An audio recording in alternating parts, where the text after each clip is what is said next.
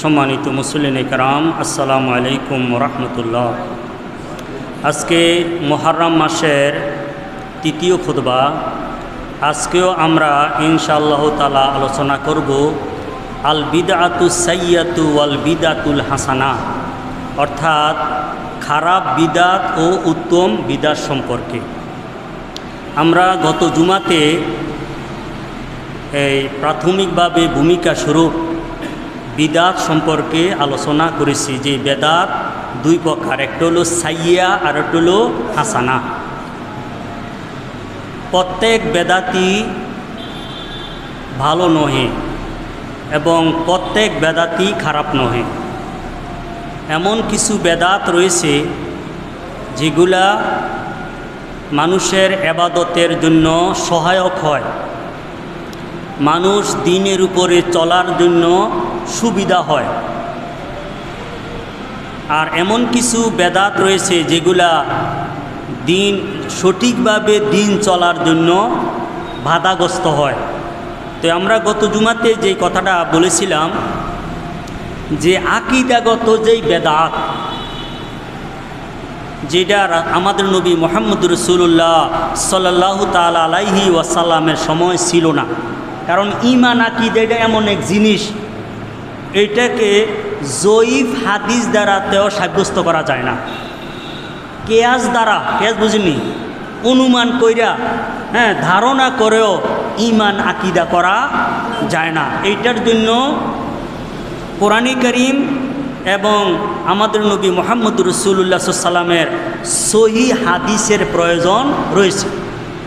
তো যেই ঈমান আকীদা আমাদের নবী মুহাম্মদ রাসূলুল্লাহ সাল্লাল্লাহু আলাইহি সাল্লামের সময় ছিল না, পরবর্তীতে এইটাকে কেয়াস করে অনুমান করে নির্ধারণ করা হয়েছে, যেমন ফেরকায়ে বাতিল ৭২ দল।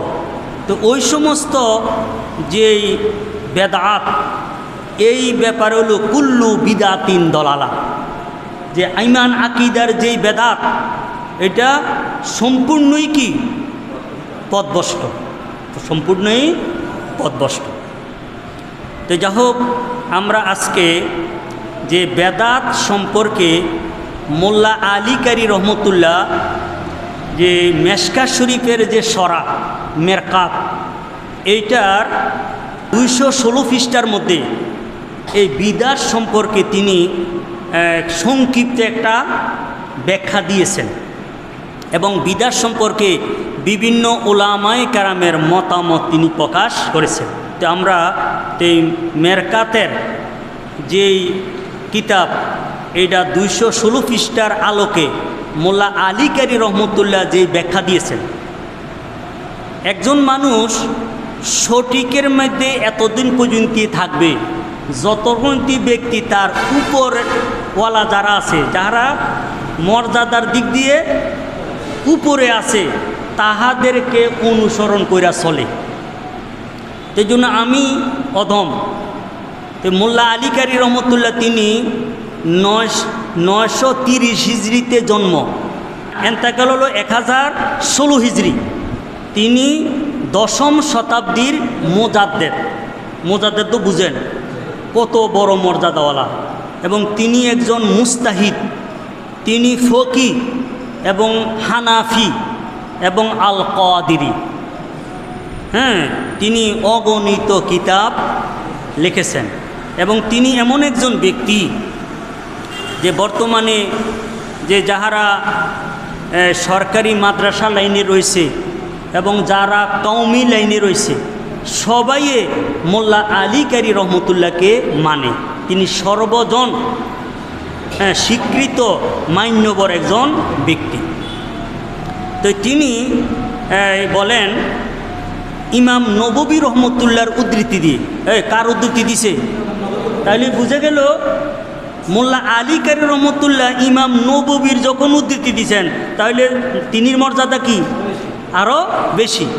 তো ইমাম নববী রহমতুল্লাহ তিনি ৬৩১ হিজরিতে জন্ম, আর ইন্তিকাল হলো ৬৭৬ হিজরি। তিনিও অগণিত কিতাব লিখেছেন। তিনি কিন্তু সুন্নি। তিনি কি? তো আমরা যারা সুন্নি রয়েছি, আমাদের দলিল কি সুন্নি যারা আছে তাদের, নাকি যারা বাতেল আছে তাদের? কিন্তু দুঃখের বিষয় যে ওই নিজকে প্রতিষ্ঠা করতে যাইয়া অথবা অপরকে গায়েল করতে যাইয়া দেখা গেছে ফেরকায়ে বাতেলদের উদ্ধৃতিও কি করে পেশ করে। এটা কি উদ্দেশ্য প্রণোদিত হয়ে। তো ইমাম নববী রহমতুল্লাহ তিনি মুসলিম শরীফ যে আছে এটা সরা লেখছেন। কি লেখছেন? মুসলিম শরীফের সরা লেখছেন এবং কিতাবুল আসকার বিভিন্ন কিতাব লিখেছেন। তো এখন মোল্লা আলী কারি রহমতুল্লাহ বলেন, ইমাম নববী রহমতুল্লাহ বলেন, আল বিদআতু কুল্লু শাইইন উমিলা আলা গায়রে মেসালিন সাবাক, যে বেদাত হলো প্রত্যেক ওই বিষয় যাহা পূর্বে হয় নাই, এইটার পূর্বে হয় নাই এমন কোনো আমল করা হয়। অর্থাৎ পূর্বে কোনো কিছু হয় নাই এমন একটা আমল, এইটারে কি বলা হয়? বেদাত। এটা কি? এইটা হইল শাব্দিক অর্থ। কি অর্থ? এইটা কিন্তু পারিভাষিক অর্থ নহে। আমি দেখলাম দুঃখের বিষয়, ইমাম নববী রহমতুল্লাহর এই সংজ্ঞাটাকে বেদাতের সংজ্ঞা হিসাবে আখ্যায়িত করে কেহ কেউ। আসলে এটা কি না, সঠিক নয়। এটা হলো কি? এটা হলো বেদাতের শাব্দিক অর্থ। আপনারা কথাটা বুঝবেন। যেমন সলাতুনের অর্থ কি? আমরা নামাজ কই না, কিন্তু এইটার শাব্দিক অর্থ হইল দোয়া। শাব্দিক অর্থ কি? দোয়া। জাকাতুন অর্থ কি? পবিত্রতা, বৃদ্ধি। এগুলো কি পারিবেশিক অর্থ? এগুলো পারিবেশিক। একটা জিনিসের হলো শাব্দিক অর্থ, আর একটা হলো কি পারিভাষিক অর্থ। এখন ওই কিতাবের মধ্যে রয়েছে মোল্লা আলিকের মতো অফিস শরয়ে, শরীয়তের পরিভাষায় বেদাত হলো এহদাসু মালাম ইয়াকুন ফি আহাদে রাসূলিল্লাহি সাল্লাল্লাহু আলাইহি সাল্লাম, যে আমাদের নবী মুহাম্মদ রাসূলুল্লাহ সাল্লাল্লাহু আলাইহি সাল্লামের যোগে হয় নাই এমন কিছু নতুনভাবে করা বা হওয়া, এইটাকে কি বলা হয়? বেদাত বলা হয়। এখন বেদাতের ব্যাপারে যে হাদিস শরীফটা ব্যবহার করা হয়, এটা হলো আন আয়েশাতা ক্বালাত ক্বালা রাসূলুল্লাহ সাল্লাল্লাহু আলাইহি ওয়াসাল্লাম মান আহাদাসা ফি আমরিনা হাযা মা লাইসা মিন্নু ফাহুয়া রাদ্দুন। যে আয়েশা রাদিয়াল্লাহু তাআলা বর্ণিত, তিনি বলেন রাসূল সাল্লাল্লাহু আলাইহি ওয়াসাল্লাম ইরশাদ করছেন, যে ব্যক্তি নতুনভাবে উদ্ভাবন করে ফি আমরেনা হাজা, আমাদের এই ব্যাপারে, অর্থাৎ ইসলামের ব্যাপারে। কোন ব্যাপারে? তাহলে ইসলামের ব্যাপারে, ধর্মের ব্যাপার ব্যতীত নতুন কোনো জিনিস যদি আবিষ্কার করা হয়, উদ্ভাবন করা হয়, এইটাকে বেদাত বলা হবে না। যেমন মোবাইল আজকে থেকে 20 বছর আগে আসিল নি, এইটাকে শরীয়তের পরিভাষায় বেদাত বলা হইব নি? বলা হবে না। কেন শরীয়তের উপরে বেদাত বলা হবে না? এই কারণে এইটা কিন্তু দ্বীনের কোনো বিষয় নয়। আজকে থেকে 500 বছর আগে মনে করেন প্লেন আসিল না, এইটা কোনো বেদাত নেই। এটা শরীয়তের পরিভাষায় বেদাত নহে, কারণ এইটা দ্বীনের কোনো বিষয় নহে, বরং এগুলো হলো মানুষ দৈনন্দিন জীবনযাপন করার জন্য, এগুলাকে জীবনযাপন সহজ করার জন্য এগুলা মানুষ করছে। এগুলো এরমনি যে কুমিল্লা শহরের মধ্যে বাসে গেলে সওয়াব বেশি অথবা হাইটে গেলে সওয়াব বেশি, এমন কোনো আসেনি। আমরা যে বাসে যাই বা হুন্ডাতে যাই, এই নিয়তি নিয়ে যাই যে বাসে যদি যাই, হুন্ডা যদি শহরে যাই, তাহলে সওয়াব হইব, হাইটে গেলে সওয়াব কম হইব, এরমনি। বরং এগুলো হলো মানুষের কি জীবনযাত্রার সুবিধার্থে এগুলো করা হয়। এই জন্য রাসূল বলছেন যে ব্যক্তি নতুনভাবে উদ্ভাবন করে, হ্যাঁ, ফি আমরিনা হাজা, আমাদের এই ধর্মে, ইসলাম ধর্মে, মা লাইসা মিনহু, যেটা ইসলামের অন্তর্ভুক্ত না, যেটা কি না ইসলামের তাহলে বুঝা গেল ইসলামের অন্তর্ভুক্ত যদি কোনো একটা বিষয়কে যদি উদ্ভাবন করে তাহলে এইটাও কোনো খারাপ না। তো এই রাসূল বলছে ফাহুয়া রাদ্দুন, তাহলে এটা কি হবে? এটা প্রত্যাখ্যাত। এই কথাটা বুঝেন, আমরা কিন্তু সুন্নিরা ঘুমাইয়া রয়েছি, যারা ফেরকায় বাতেল একবারে সাধারণ মাদ্রাসার কাছে দিয়েও যায় না, স্কুলের কাছে দিয়েও যায় না, তাহারাও কিন্তু এই হাদিসটা মুখস্থ আছে। এই হাদিসটা কি মুখস্থ, কিন্তু আমরা যারা সুন্নি রয়েছি আমাদের এটা জানার দরকার আছে না? হ্যাঁ, আমরা এই হাদিসও জানার দরকার, এই হাদিস শরীফটার কি মর্ম এইটাও জানার দরকার আছে। এখন এই হাদিসটা ইমাম বুখারী এবং মুসলিম উভয়জনে তাদের কিতাবের মধ্যে বর্ণনা করেছে। তো এই হাদিস শরীফের ব্যাপারে কালাল ইমামুল কাজী, ইমাম কাজী আয়াস, ইমাম কাজী, তাহলে বুঝে গেল তিনিও উর্দের একজন কি বুজুর্গ ব্যক্তি। তিনির জন্ম হইল 476 হিজরি আর এন্তেকাল হলো 546 হিজরি। তিনি ইমাম মালিক রহমতুল্লাহর মাযহাবের অনুসারী। চান এত বড় ইমামইও কি কি মানে মাযহাব মানে। আর অহনকার দেখে গেছে যে নেটের থেকে কয়েকটা হাদিসের বঙ্গানুবাদ জানে, কি করে না, আরে মাযহাব মানে না। তিনি যে কত বড়, তিনি আমাদের নবী মুহাম্মদ রাসূলুল্লাহ সাল্লাল্লাহু আলাইহি ওয়াসাল্লামের শানে একটা কিতাব লিখছেন, আশ-শাফাউ বেতারিফে হুকুকিল মুস্তাফা সাল্লাল্লাহু আলাইহি ওয়াসাল্লাম, অর্থাৎ আমাদের নবী মুহাম্মদ রাসূলুল্লাহ সাল্লাল্লাহু আলাইহি ওয়াসাল্লামের পরিচয় দিতে যাইয়া রাসূল সাল্লামের গুণাবলীর একটা কিতাব লিখেছেন। আমি একটা জিনিস দেখলাম, যে বড় হইছে আমাদের নবী মুহাম্মদ রাসূলুল্লাহ সাল্লাল্লাহু আলাইহি ওয়াসাল্লামের প্রশংসা গাইয়ে বড় হইছে, আর যাহারায়ে নিচে নামছে তারা কি রাসূল সাল্লামের বদনামি গাইয়ে নিচে নামছে। এই জন্য একটা কথা আছে, আল্লাহ যদি কাউকে উপরে উড়ায়, অন্যজনে যদি তাকে নিচে নামাইতে হয় তাহলে তার ফায়ের মেঝে ধরতে হবে। কেউ আল্লাহ উড়েছে কি উপরে, তারে যদি নামাইতে হয় কী করতে হবে, তার ফায়ের মেঝে ধরা লাগতো না।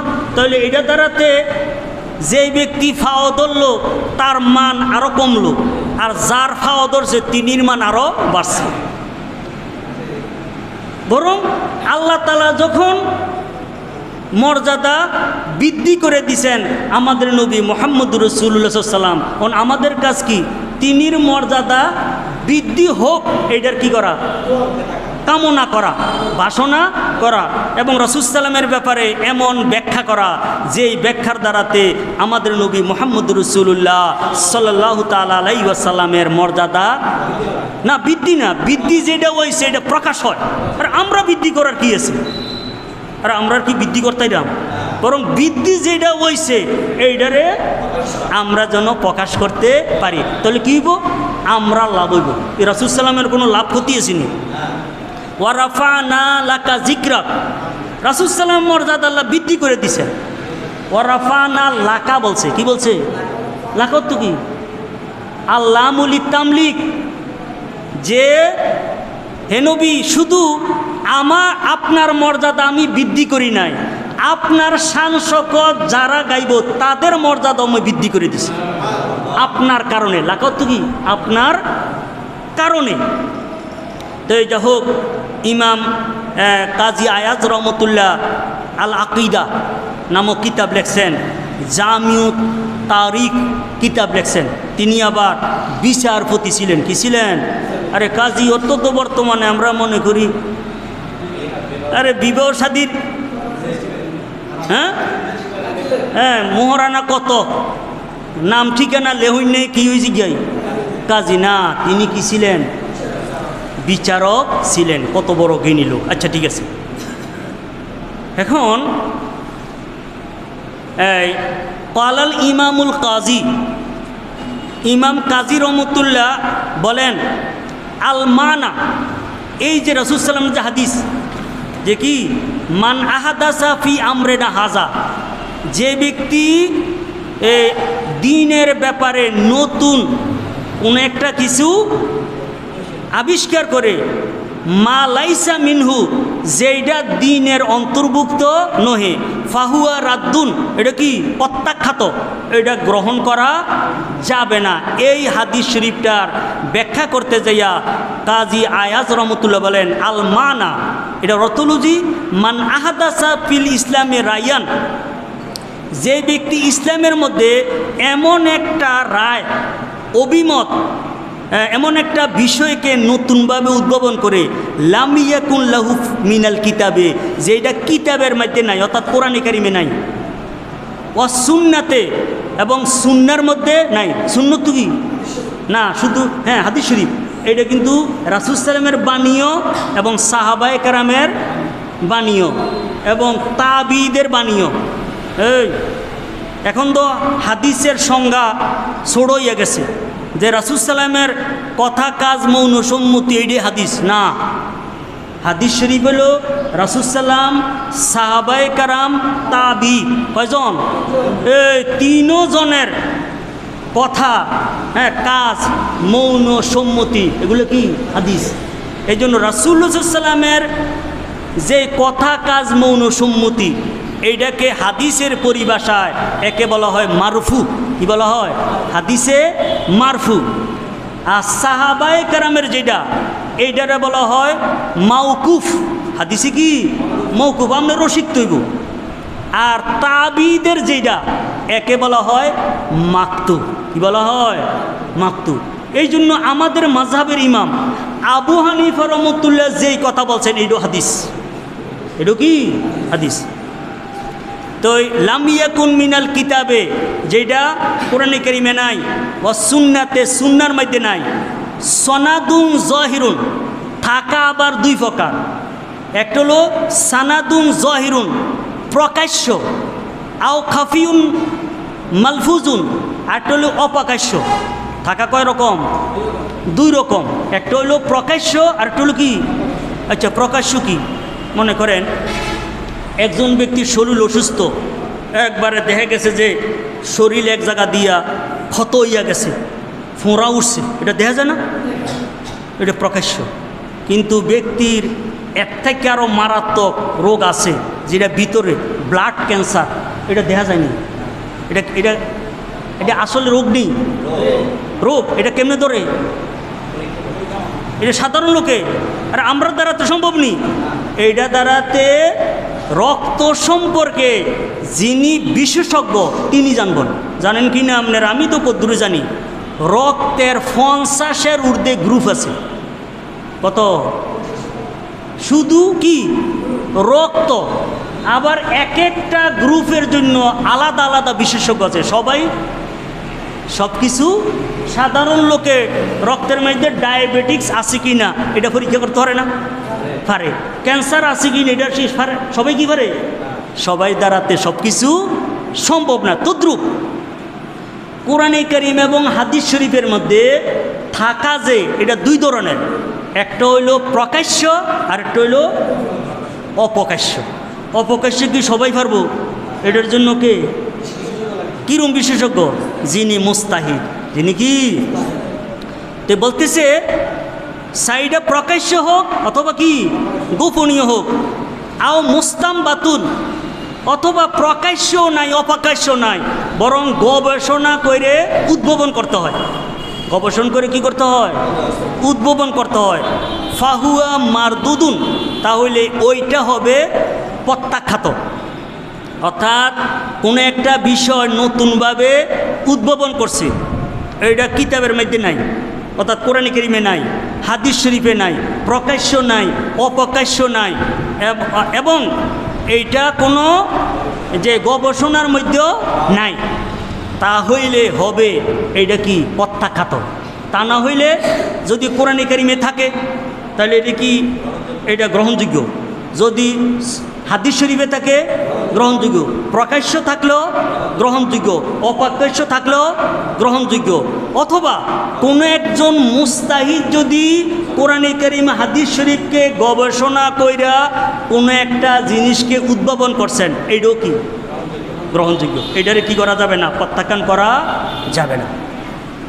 এবং কাজী আইজ রহমতুল্লাহ বলেন, মা লাইসা মিনহু ইশারাতুন ইলা আন্না ইহদাসা মা লা ইউনাজিউল কিতাবা ওয়াস সুন্নাতা লাইসা বে মাজমুম।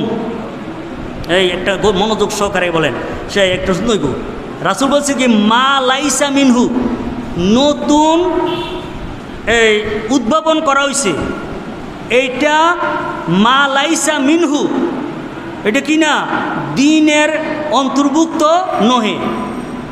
এই বক্তব্য দ্বারা ইশারাতুন ইঙ্গিত করা হয়েছে এইদিকে যে আন্না এহদাসা নতুন আবিষ্কার করা, মা লা ইউনাজিউল কিতাব ওয়াস সুন্নাহ, যেটা কোরআন এবং এই হাদিসের মুখালেফ না, কোরআন এবং হাদিসের কি না বিরোধী নহে। বিরোধী কি, এমন একটা জিনিস আবিষ্কার করছে যেটা কোরআনে কারীম এবং হাদিস শরীফকে সাংঘর্ষিক না।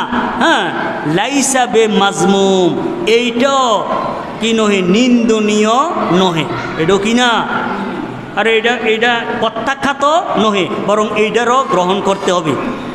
উদাহরণস্বরূপ বলি, এই যে আমরা হাদিস শরীফ বলি, হাদিস শরীফ রাসূলুল্লাহ সাল্লাল্লাহু আলাইহি ওয়াসাল্লামের সময় এইভাবে পাণ্ডুলিপি হয়েছিল নি, বরং রাসূলুল্লাহ সাল্লাল্লাহু আলাইহি ওয়াসাল্লাম সাধারণভাবে হাদিস শরীফ লিপিবদ্ধ করতে নিষেধ করছেন সবার জন্য, সাধারণভাবে। কেন?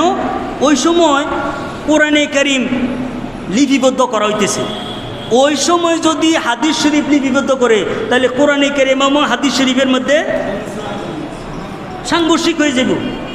হ্যাঁ, এখানে সন্দেহ সৃষ্টি হয়ে যাব। এই জন্য রাসূল বলছে যে লা তাকতুবু আন্নি গায়রাল কোরআন, এই আমার থেকে কোরআন ছাড়া অন্য কিছু তোমরা লেখো না। হ্যাঁ, কেউ যদি লেখেও থাকো এটারে মুচ্ছালো।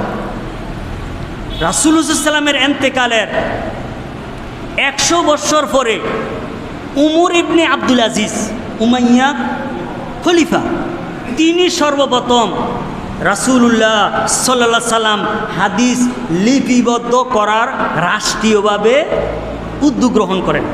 তাহলে এটা ভালো হয়েছে না খারাপ হয়েছে? এটা বেদাত না? এটা বেদাত। এটা কি বেদাত? কিন্তু এই বেদাতরা কোরআনে কারীম এবং হাদিস শরীফের সাংঘর্ষিক না। কেন?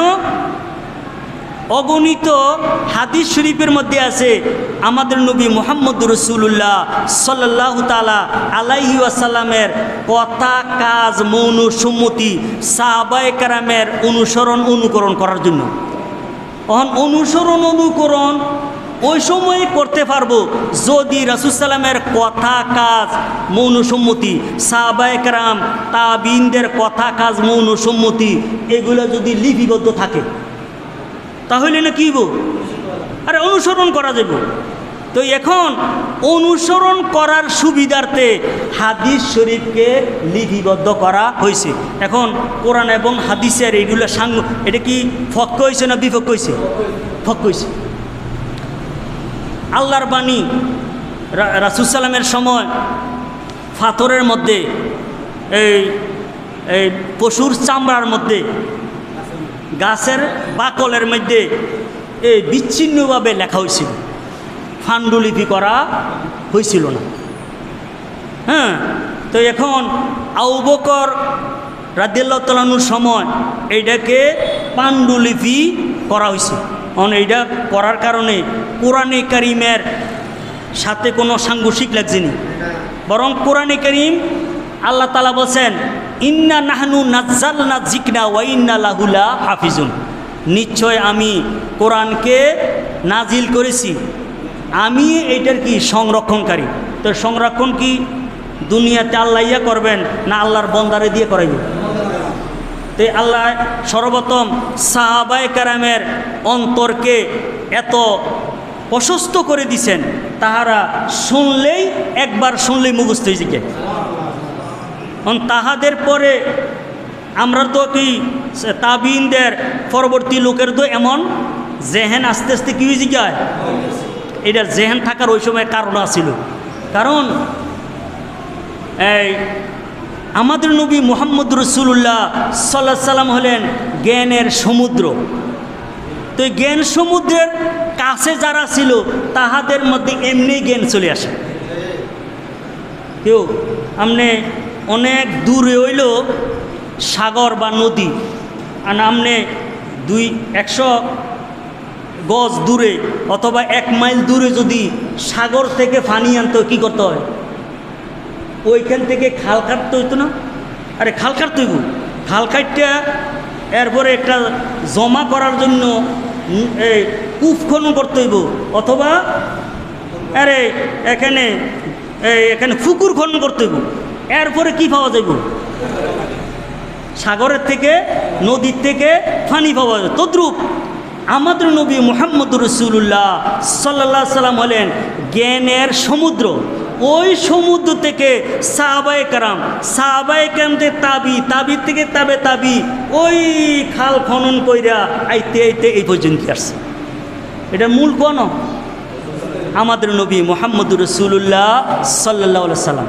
তো এই জন্য অনকিছু শুধু সাগরকে মানলেই হইব, আরে নদীর মানও লাগবো নি। আরে নদীর মধ্যেও যে আমাদের জন্য উপকার আছে, এটাকে মানন যাইত না। কারণ সাগরের থেকে সরাসরি তো আমি কি করতে পারি না, আরে গ্রহণ করতে পারি না। এই জন্য কি লাগছে? নদী লাগছে।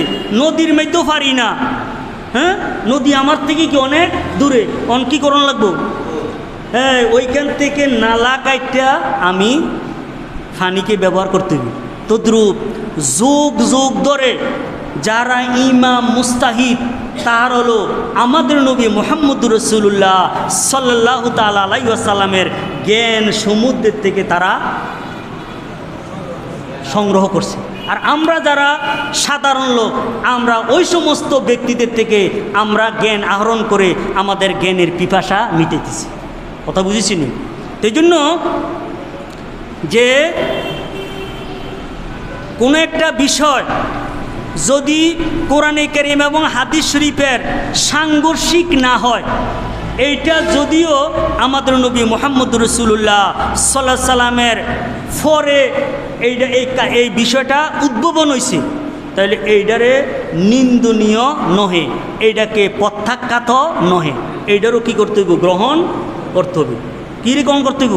কারণ আমি তো আমাদের নবী মুহাম্মদুর রাসূলুল্লাহ সাল্লাল্লাহু আলাইহি সাল্লামের যুগ পাইছি নাকি? আমি কি সাহাবীর যুগ পাইছি? আমি কি তাবির যুগ পাইছি? পাইনি তো। এই জন্য এখানে গ্রহণ করতে হয়।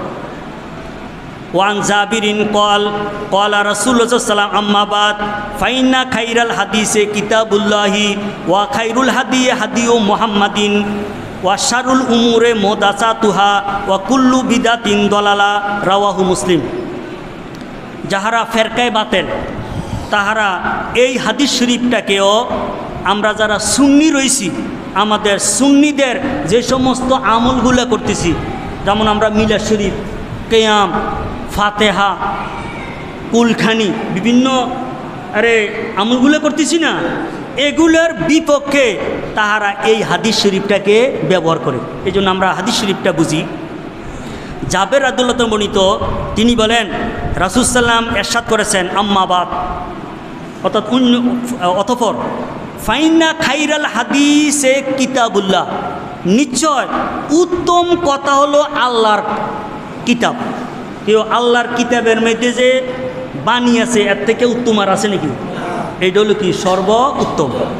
ওয়া খাইরুল হাদিউ মুহাম্মাদিন সাল্লাল্লাহু আলাইহি সাল্লাম, আর সবচেয়ে উত্তম হেদায়েতকারী পদর্শক হলো আমাদের নবী মুহাম্মদুর রাসূলুল্লাহ সাল্লাল্লাহু আলাইহি সাল্লামের পথ দেখানো। রাসূল সাল্লাম যেই পথ দেখাইছেন, এইটা হলো কি সর্ব উত্তম, উত্তম পথ দেখানো। ওয়া শাররুল উমুরে মুহদাসাতুহা, আর বিষয়সমূহের মধ্যে সবচেয়ে নিকৃষ্ট হইল মুহদাসাতুহা, যে সমস্ত বিষয়গুলোকে নতুনভাবে সৃষ্টি করা হয়। কি করা হয়? নতুনভাবে যেগুলো সৃষ্টি করা হয়, এগুলো কি? আরে নিকৃষ্ট। ওয়া কুল্লু বিদাতিন দলালা, প্রত্যেক বেদাতি পথভ্রষ্ট। তাহলে এটা দ্বারাতে তো আপনি যদি এটাকে সরাসরি এই হাদিস শরীফকে যদি হিসাবে দলিল হিসাবে গ্রহণ করেন, তাহলে হজরত আবু বকর রাদিয়াল্লাহু তাআলা আনহুর সময় যে কোরআনে কারীম লিপিবদ্ধ করা হয়েছে এইটাও বেদাত। কারণ এটা কি করা হয়েছে, নতুনভাবে করা হয়েছে না। তাইলে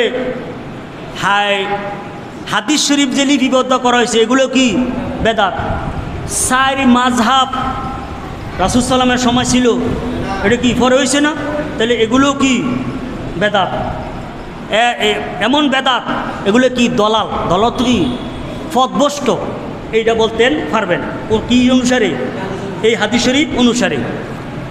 চার তরিকা, ওই কাদেরিয়া, চিশতিয়া, নকশবন্দিয়া, মুজাদ্দাদিয়া, আরও যেই হক তরিকা আছে এগুলো কি রাসূল সাল্লামের সময় ছিল? এগুলো কি করা হয়েছে? এগুলো পরে করা হয়েছে।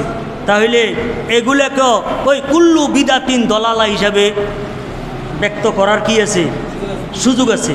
কিন্তু আমরা এগুলোর কি করি না, কুল্লু বিদাতিন দলাল হিসাবে করি না।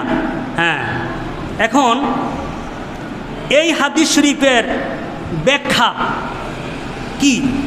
কালাল ইমামু ইবনে হাজার ফিল আজহার, ইমাম ইবনে হাজার আসকালানী রহমতুল্লাহ আজহার কিতাবের মধ্যে লেখছেন যে কুল্লু বিদাতিন সাইয়াতিন দলালা। হাদিস শরীফ আছে কি কুল্লু বিদাতিন দলালা, সকল বেদাতি পথভ্রষ্ট। তাহলে কোরআনে কারীম লিপিবদ্ধ পাণ্ডুলিপি করা হয়েছে রাসূল সাল্লামের পরে, হাদিস শরীফ লেখা হয়েছে রাসূল সাল্লামের পরে, ফিকহের কিতাব লেখা হয়েছে কি রাসূল সাল্লামের পরে। তাইলে সবই কি পথভ্রষ্ট। তাহলে পথভ্রষ্ট হইলে তো এই কোরআন শরীফ আবু বকর রাদিয়াল্লাহু তাআলা যেটাকে লিপিবদ্ধ করছেন এইটার ফরদ খারাপ হইব। হাদিস শরীফ যেটা পরবর্তীতে লেখছে, তাহলে এই হাদিস শরীফ ফরা এইটার অনুযায়ী চলা অর্থ কইব, পথভ্রষ্ট হইতো না।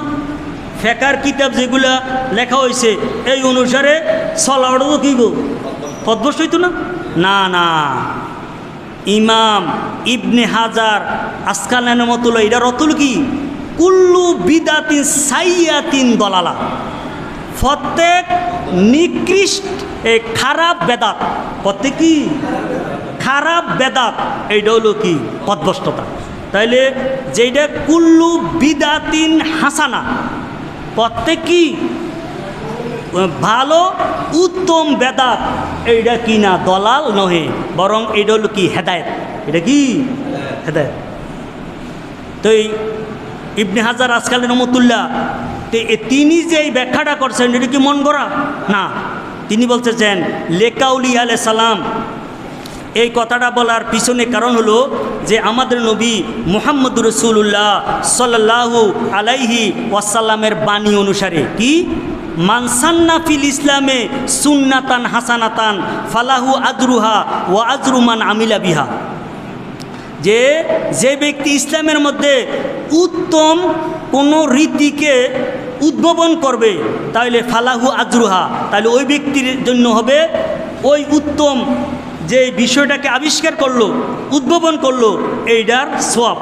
ও আজরু মান আমিলা বিহা, এবং উত্তম বেদাতে হাসানার অনুসারে যে ব্যক্তি আমল করবে, আমল কইরা যে সওয়াব পাইব ওই উদ্ভাবনকারী ওই সওয়াবও পাবে। তাহলে এটা একটা কি দলিল। আবার ওয়া জামা আবু বকরিন ও ওমরুল কোরআন, আবু বকর এবং ওমর রাদিয়াল্লাহু তাআলা আনহু কোরআনে কারীমকে একত্র করছেন। কে করছেন? আর এই যে পাণ্ডুলিপি যে বর্তমানে আমরা পাইতেছি একসাথে, এটি কি রাসূল সাল্লাম করে গেছেন? কে করছেন? হ্যাঁ, ওমর রাদিয়াল্লাহু পরামর্শ দিয়েছেন, আবু বকর রাদিয়াল্লাহু তাআলা এই পরামর্শটা কি করছেন? গ্রহণ করছেন। ওয়া কাতাবাহু যায়েদ ফিল মাসহাবে, এবং এই যায়েদ রাদিয়াল্লাহু তাআলা আনহু পাণ্ডুলিপির মধ্যে লিপিবদ্ধ করেছেন। রাসূল সাল্লামের সময় যায়েদ রাদিয়াল্লাহু তাআলা আনহু তিনি কাতেব ওহীদের মধ্যে অন্যতম ছিলেন। এই জন্য তিনিকে প্রদান কইরা 40 জন সাহাবায়ে কেরামদের মাধ্যমে একটা বোর্ড গঠন করেছে, এবং বোর্ড গঠন কইরা মসজিদে নববীর মধ্যে সাহাবায়ে কেরামদেরকে আহ্বান করা হয়েছে। হইয়া ওই 40 জনে মিলে করছে যে এই একটা আয়াত পড়ছে বা একটা সূরা পড়ছে, তো যারা উপস্থিত ছিল সবাই বলছে যে না এইটা আমাদের মুখস্থ আছে, আমরা সরাসরি আমাদের নবী মুহাম্মদুর রাসূলুল্লাহ সাল্লাল্লাহু আলাইহি সাল্লামের জবান মুবারক থেকে শুনেছি। আমাদেরও হাতে এইটা লেখা আছে, কারণ রাসূল সাল্লামের সময় তো কী করা হইতো, লিপিবদ্ধ কেমনে, বিচ্ছিন্নভাবে। কীভাবে? বিচ্ছিন্নভাবে 30 পারা এই পাণ্ডুলিপি হিসেবে ছিল না। এখন সর্বসম্মতিক্রমে সবাই যখন বলছে যে না আমরা রাসূল সাল্লাম থেকে শুনেছি, আমাদেরও মুখস্থ আছে এবং আমাদের কাছেও লিখা রাখিয়েছে, সংরক্ষিত আছে। এরপরে এই যায়েদ রাদিয়াল্লাহু তাআলা এবং ওই যে 40 জন আরও ছিল, তাহারা এই লিপিবদ্ধ করছে। কথা বুঝেছিনি? হ্যাঁ। ওয়া জাদ্দাদা ফি আহাদে ওসমান রাদিয়াল্লাহু তাআলা আনহু, নতুনভাবে আবার পাণ্ডুলিপি কয়টা ছিল? একটা এই পাণ্ডুলিপিটা এই হযরত আবু বকর রাদিয়াল্লাহু তাআলা আনহু তিনি হাফসা রাদিয়াল্লাহু তাআলা আনহার নিকটে এটাকে আমানত রাখছেন। এখন উসমান রাদিয়াল্লাহু তাআলা আনহুর সময় যারা ফেরকায়ে বাতিল, তাহারা কোরআনে কারিমের আয়াত না যেগুলা, এগুলাকে কোরআনে কারিমের মধ্যে সংযুক্ত করার তার একটা এই ষড়যন্ত্র করছে। এই জন্য ওসমান রাদিয়াল্লাহু বলেন যে আচ্ছা ঠিক আছে আমি সংযোগ করে দিমু। তারা একটা কথা বলছিল, ওই সময় ওমর রাদিয়াল্লাহু তাআলা আনহু তিনি গরম মেজাজেরা ছিলেন, তিনির ভয়ে আমরা এগুলাকে বলি নাই, আমরার কাছে কোরআনে কারিমের আরও কিছু সূরা এবং আয়াত আছে। তো তিনি আসলে তবিয়তে তিনি একটু নরম প্রকৃতি ছিল, মনে করছে যে তিনির দিয়ে কি করে নেব, হ্যাঁ তাদের উদ্দেশ্য সফল করব, নাউজুবিল্লাহ মিন জালিক। এরপরে তিনি বলেন যে আচ্ছা ঠিক আছে, সময় দিছে, কয় আরও যা আছে আনো, একবারে দিয়াম, একবারে কি করুম সংযোগ করবো। সবাই আনার পরে কয় আর কিছু বাকি আছিনি, কয় নাই। এরপরে তিনি এডিরে জ্বালাইয়া দিছেন। কি দিছেন? কোনটিরে জ্বালাইছেন? যেডি কোরআনে কারিমের আয়াত বা সূরা না, এই সমস্ত যেগুলাকে ষড়যন্ত্রকারী আনছিল এগুলারে জ্বালাইয়া দিছেন। জ্বালাইয়া দেওয়ার পরে ওই আবু বকর ওমর রাদিয়াল্লাহু তাআলা আনহু ওই 40 জন সাহাবায়ে কেরাম, সকল সাহাবায়ে কেরামের পরামর্শে হযরত আবু বকর রাদিয়াল্লাহু তাআলা আনহুর সময় যে পাণ্ডুলিপিটা, ওই পাণ্ডুলিপিটাকে আবার নতুনভাবে অনেক পাণ্ডুলিপি করে বিভিন্ন রাষ্ট্রের মধ্যে পৌঁছে দিয়েছেন। এটা কে করছেন? হযরত ওসমান রাদিয়াল্লাহু তাআলা। তো এটা কি বালা করছে না খারাপ করছে? এটা কি বেদাত না? অবশ্যই বেদাত। এটা কোন বেদাত? বেদাতে হাসানা, উত্তম বেদাত। উত্তম কি? বেদাত। এই জন্য ওয়াকাল আল ইমাম নববী, ইমাম নববী রহমতুল্লাহ বলেন এই যে কুল্লু বিদাতিন দলালা, এই যে কুল্লু বিদাতিন দলালা, প্রত্যেক বেদাতি পথভ্রষ্ট। আমুন, এই শব্দটা হলো আম বুঝিনিও, ব্যাপক, যেত বেদাত সবই কি আরে পথভ্রষ্টতা। মাকসুসুন, কিন্তু হ্যাঁ এইটার থেকে খাস করা হয়েছে, খাস বুঝেননি, আরে এটির থেকে না, এটার থেকে এই আলাদা করা হয়েছে, এই না এগুলোর থেকে খাস করা হয়েছে। মনে করেন আমি বললাম যে আপনারা মসজিদে যারা আছেন সবাই বের হয়ে যান, তাহলে আমভাবে কি বলছি, সবাই বের হতে হয়েছি না? এর মধ্যে বললাম যে ঠিক আছে যারা মুরব্বী আছেন তারা থাকেন, তাইলে আম থেকে আমার তো কি ব্যাপক, ব্যাপক শব্দটার থেকে এইটারে কিছু লোকরে কি করছি, আলাদা করছি, খাস করছি, খাসত তো কি নির্দিষ্ট করছি। এই জন্য কুল্লু বিদাতিন দলালা, এই রাসূল সাল্লামের হাদিস এইটা হলো আম, কিন্তু অন্য হাদিস শরীফের দ্বারা এইটার থেকে খাস করা হয়েছে। কি করা হয়েছে? যে সকল বেদাত পথভ্রষ্ট নহে, এমন কিছু বেদাত রয়েছে যেগুলা কি দ্বীনের জন্য সহায়ক, দ্বীনের জন্য সহায়ক। একটা কথা শোনেন ভাই, আপনারা যারা এখানে রয়েছেন, আমারে সহ কোরআনে কারিম হাদিস শরীফ দিলে একবারে সিয়াসিটার সব কিছুরে দিলে আমি গোলাম মোস্তফার কথা বলতেছি, 2 রাকাত নামাজ কেমনে পড়তে হইব আমি যদি আমার পুরো হায়াতের মধ্যে যদি আমি গবেষণা করি আমি পারতাম না। আমি কি পারতাম না, সত্যিকারে পারতাম না। কিন্তু হ্যাঁ, 2 রাকাত নামাজ কেমনে, এটার মধ্যে ফরজ আছে, ওয়াজিব আছে, সুন্নত আছে, মুস্তাহাব আছে, মাকরু আছে, কত মাসলা মাসাইল আছে না। সমস্ত কিছুকে আমাদের মাযহাবের ইমাম আবু হানিফা রহমাতুল্লাহ এটাকে একবারে কি করে নিয়েছি না, এটাকে এই আমাদের জন্য সহজ করে দিছে। কি করে দিছে? আরও একটা সহজ একটা কথা বুঝাই। এই যে আমরা ওষুধ খাইতেছি ট্যাবলেটে, মনে করেন এইটা কি গাছের লতা পাতা দিয়ে না? আরে এই গাছের লতা পাতা দিয়ে তো। কারণ আমি যদি মনে করি যে আমার অসুখ হয়েছে, আমি এই বাজার থেকে ট্যাবলেট খাইতাম না, আমি কি করিলাম না, বই ফরিয়া কেমনি ট্যাবলেটটা বানায় এইটারে গবেষণা করিয়া এরপরে ট্যাবলেট বানাইয়া ট্যাবলেট খাইয়াম, এতদিন মনে হয় আমার তো হইতাম না। এর আগে আমার কি ইন্না লিল্লাহি, কথাটা বুঝেননি আপনারা।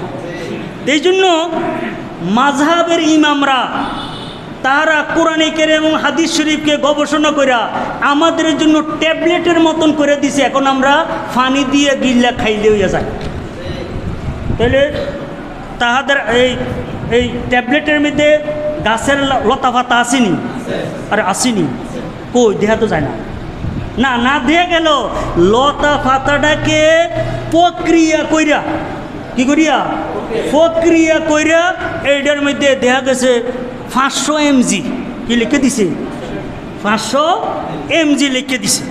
অহন এই হিসাবে আমরা এটা কি করি, সেবন করি। তাহলে পরোক্ষভাবে গাছের পাতালতা খাওয়া হয়নি, আরে খাওয়াই না। তদ্রূপ মাযহাবের ইমামরা আমাদের জন্য কোরআনে কারীম এবং হাদিস শরীফকে গবেষণা কইরা যেই মাসআলা সাব্যস্ত করে দিয়েছেন, এটার মধ্যে কোরআন এবং হাদিস আসেনি? আছে। এখন আমরা কেহ যদি বলে যে আমার মতন মনে করেন মূর্খ লোক, মেডিসিন সম্পর্কে কিছু জানি না, অহন যদি আমি কই যে না আমি কি করতাম না, ট্যাবলেট খাইতাম না, আমি নিজে বানাইয়া খায়াম, ওই বুনিটা হবে না। তদ্রূপ বর্তমানে যাহারা আমরা সাধারণ লোক আছি, আরে আমরা কেন দেখেন না, বড় বড় ইমাম যারা শত শত কিতাব লেখছে, তাহারও তো যে কোনো একজন মাযহাবের ইমামের অনুসরণ করছে। আর আমার মতন গোলাম মোস্তফা সেখানে কি জিরো না? সেখানে কি জিরো। এই জন্য এই ইমাম নববী রহমতুল্লাহ বলছেন কুল্লু বিদাতিন দলালা। এই হাদিস শরীফটা এটা হলো আম, এইটার উপরে আমল করা যাবে না, আমল করা যাবে না। বরং ওই রাসূল সাল্লামের অন্য হাদিস শরীফের দ্বারা তো ওই মানসান্না ফিল ইসলামে সুন্নাতান হাসানা, যে ব্যক্তি ইসলামের মধ্যে নতুন কোনো কিছু ভালো আবিষ্কার করে, নতুন কোনো কি করে ভালো আবিষ্কার করে, এইটার উপরে যে আবিষ্কারক তাহার সব হইতো না, সব হইব। এবং এইটার উপরে যে আমল করে তিনিরও কী হবে, সব হবে। কথা বুঝছিনি? এই জন্য এটা ওয়াকাল আল ইমামুশ শাফি, ইমাম শাফি চিনিনি আপনারা? আরে তিনি একটা মাযহাবের ইমাম। কি এই জন্য ইমাম বুখারী রহমতুল্লাহ তিনি যদিও বড় মুহাদ্দিস, কিন্তু শরীয়তের মাসলা মাসাইলের ব্যাপারে ইমাম শাফি রহমতুল্লাহকে অনুসরণ করছেন। কারে করছেন? অনগত বর্তমানে নেটের থেকে বাংলা কিছু হাদিস পাইয়া কয় না সই হাদিস মতন চললাম, কোনো ব্যক্তির অনুসরণ করতাম না। কিন্তু হ্যাঁ, আপনি যে সই হাদিসের আমল করেন, ওই সই হাদিসের যারা হাফেজে হাদিস কিতাব লিপিবদ্ধ করছেন, তারাও যে কোনো একটা মাযহাবের অনুসারী। তো ইমাম শাফি রহমতুল্লাহ বলে, ইমাম শাফি তিনি বড় কি মুস্তাহিদ। তিনি বলেন মা উহদিসা মিম্মা ইউখালিফুল কিতাব আবিস সুন্নাতা আবিল আসারা আবিল এজমা ফাহুয়া দলালাহ। তিনি বলেন যাহা নতুনভাবে আবিষ্কার করা হয়, উদ্ভাবন করা হয়, যেটা কোরআনে কারীমের বিরোধী, কোরআনে কারীমের কি বিরোধী, সুন্নার বিরোধী, সুন্নত কি হাদিস শরীফের বিরোধী, আবিল আসার অথবা সাহাবায়ে কেরামের আমলের, তাহলে সাহাবায়ে কেরামের আমল আমরা ফালনীয় না, সাহাবায়ে কেরামের আমলে বিরোধী, আবিল এজমা অথবা উম্মতে মুহাম্মদীর ঐক্যের বিরোধী, ঐক্যর কি বিরোধী, ফাহুয়া দলালাতুন, এইটা হলো কি পথভ্রষ্ট। এটা কি ওয়ামা উহদিসা মিনাল খাইর, আর যাহা নতুন উদ্ভাবন করা হয় মিনাল খাইর কি উত্তম, মিম্মা লাইউ খালি ফুসাইয়া মিন জালিকা, যেগুলা উপরুক্ত বিষয়ের কিনা বিরোধী না, অর্থাৎ কোরআনে কারীমের বিরোধী না, হাদিস শরীফের বিরোধী না, এবং কি সাহাবায়ে কেরামের আমলেরও বিরোধী নহে, এজমারও বিরোধী নহে, ফালাইসা বে মাজমুম, এমন নতুন বিষয় যেগুলাকে উদ্ভাবন করা হয় এগুলা নিন্দনীয় নহে, বরং এগুলা প্রশংসনীয়। এগুলো কি এই জন্য দুঃখের বিষয়, কথা আমরা আরও দুই এক জুমা বলতে পারি, যে আমরা যারা মাযহাব মানি, যারা লা মাযহাবি আছে, আমরা রে কাফের মুশরিক মনে করি, নাউজুবিল্লাহ মিন যালিক। কোন হাদিসের উপলক্ষে? ওই কুল্লু বিদাতিন দলালা। কিন্তু হ্যাঁ ভাই, এই কুল্লু বিদাতিন দলালা এই হাদিস শরীফের আলোকে মাযহাব যারা মানে, তরিকা যারা মানে, তারারে যে বেদাত কোন, এই হাদিস শরীফটা তো বেদাত। কারণ আমনে এই হাদিস শরীফটা যেই কিতাবের থেকে কর, এইটা কি রাসূল সাল্লামের সময় হয়েছে নাকি? রাসূল সাল্লাম, ইমাম বুখারী রহমতুল্লাহ, গত জুমাতে বলছি, ইমাম বুখারী রহমতুল্লাহর জন্ম কত? 196 হিজরি। 100 কত? তাহলে তিনি এই ফরে না ইয়া করছেন, হাদিসের কিতাব লিখছেন, তাহলে এইটাও তো বেদাত। তাই কুল্লু বিদাতিন দলালা, এইটা যদি ফাইকারি দরে যদি যাহায়ে রাসূল সাল্লামের ফরে এই উদ্ভাবন করছে সবেই যদি পথভ্রষ্ট হয়, তাহলে বুখারী শরীফ তো প্রথম পথভ্রষ্ট হইব। এটা কোরআনে কারীম লিপিবদ্ধ করা, এই জন্য ইসলামের মধ্যে সর্বপ্রথম বেদাত যেটা, এইটা হলো কোরআনে কারীমের পাণ্ডুলিপি। কোরআনে কারীমের কি আপনার কথা মনে হয় বুঝেন নাই, কারণ কোরআনে কারীমের পাণ্ডুলিপি এইটা ইসলামের মধ্যে সর্বপ্রথম বেদাত হয়েছে। এইটা কি পথভ্রষ্টের বেদাত না হেদায়েতের বেদাত? এটা কি বেদাতে হাসানা উত্তম বেদাত না নিকৃষ্ট বেদাত? উত্তম বেদাত। এই জন্য বেদাত ছাড়া এক কাঁক চলার কোনো উপায় নাই। আরে যদি বেদাত যদি রাসূল সাল্লামের সময় না হইলে যদি বেদাত হয়, বর্তমানে যে সমস্ত শাইখরা বেদাত কয় তারা রাসূল সাল্লামের সময় ছিল নি, তো তারাও তো বড় বেদাতি। কেউ কথাটা বুঝেন না? হ্যাঁ, এই জন্য যা হোক, আমরা এই বিষয়গুলা সুন্নিরা কিন্তু আমরা ঘুমাই রয়েছি।